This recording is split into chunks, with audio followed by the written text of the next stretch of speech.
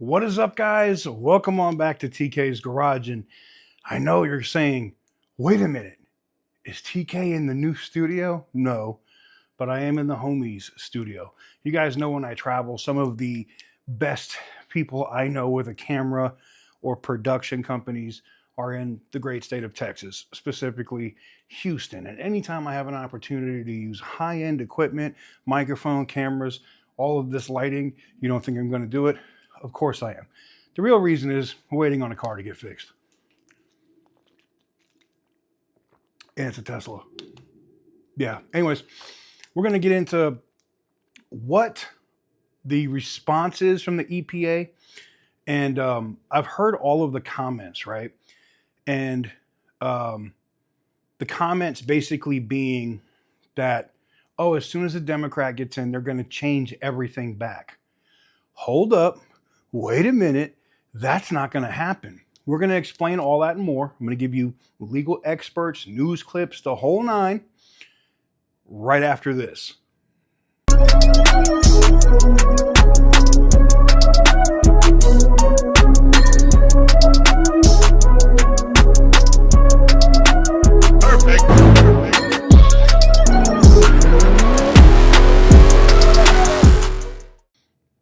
So, ladies and gentlemen, before I get into today's video, you know I got to talk about the giveaway. I know you heard it launch maybe yesterday. I think we published those videos before I was going out to Mardi Gras.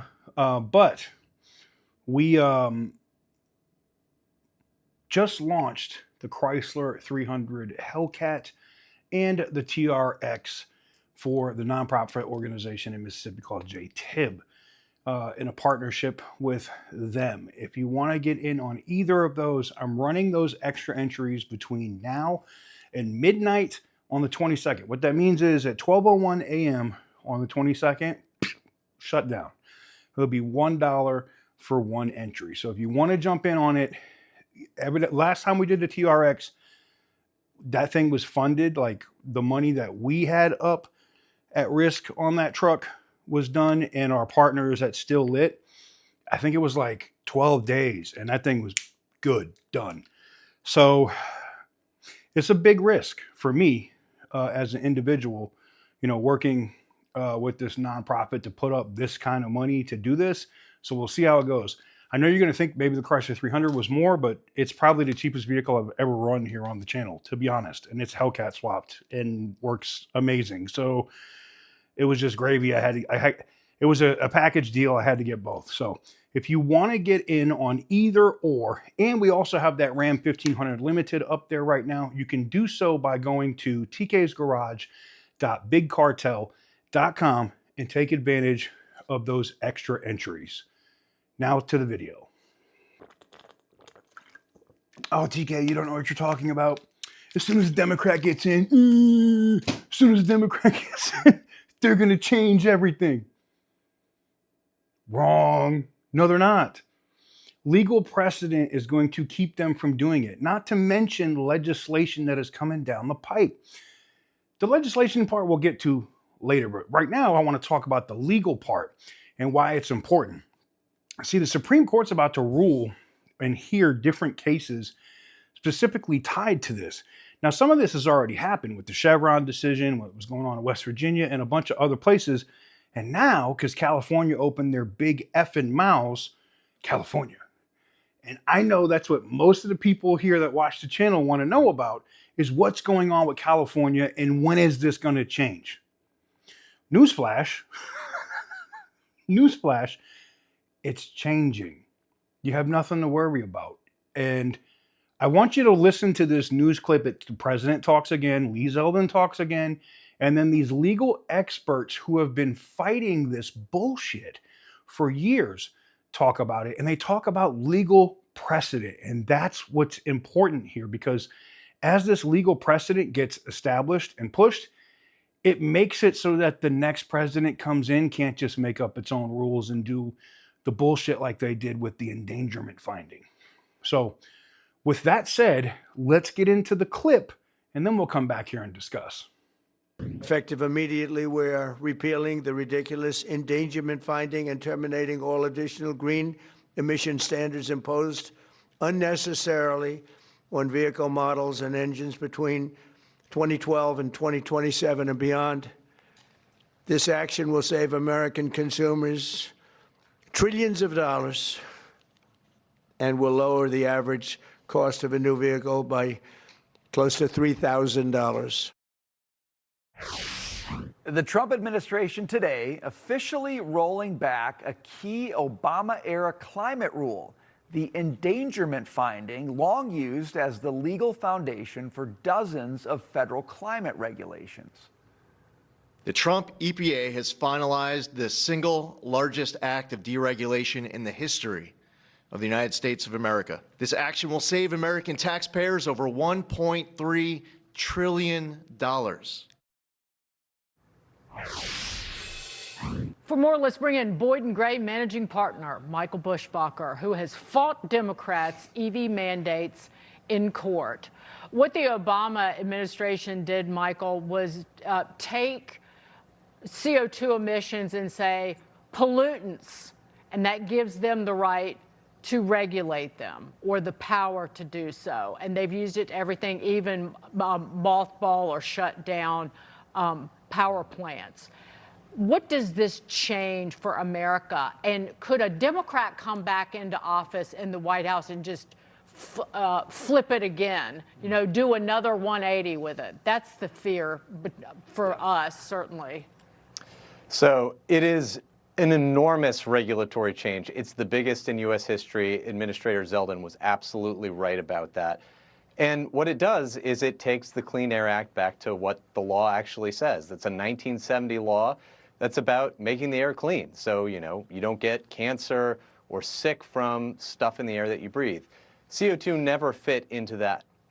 And it was always sort of shoehorned in by the Obama and Biden administrations as kind of a pipe dream or a tailpipe dream to pursue what Congress never authorized. And the costs from this have been astonishing. Since the endangerment finding, the cost of a new car has gone up by 50%. So that's like $15,000. It's now over $50,000. This is turning the corner away from that. And when you think about cars, cars are the engine of American prosperity. It's how you get to work. It opens up opportunity for everyone, especially for low and middle class Americans. So it's an enormous change. And this is going to be a court fight, and that fight is going to be huge, and it's going to determine what happens next and whether they can do a 180. I mean, I don't think they should. I don't think they should have ever gotten here in the first place. So it's a very welcome correction, and it's right on both the law and on the policy. Okay, so here's what gets me about this. We got this whole thing on the basis of a court ruling that said that the administrative state could make this up. And you just pointed out, this is huge. Like, this ruling was absolutely enormous, and it was completely undemocratic. Now, the Supreme Court has ruled recently in West Virginia versus EPA that the administrative state can't do that anymore. It's the Chevron doctrine issue, right?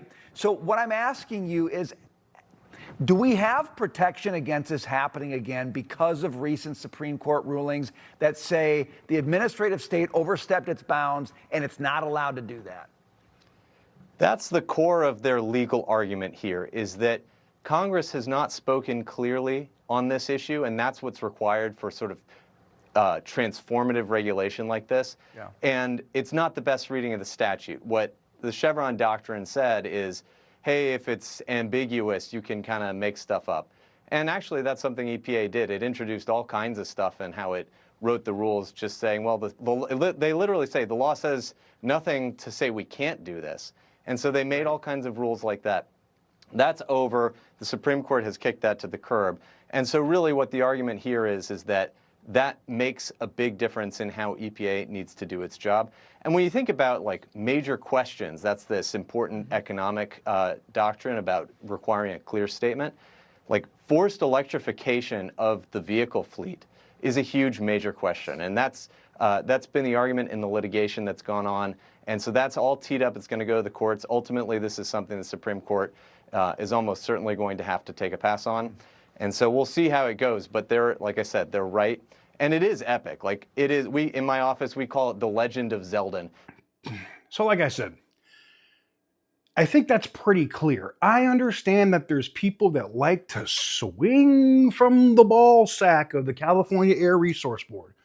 Balls. No. Unfortunately, we don't swing from the nutsack of the California Air Resource Board. Someone's going to clip that and make something funny out of it. But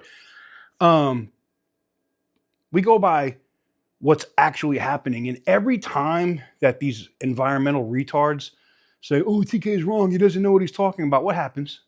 What happens 2 months later, 3 months later? I'm right.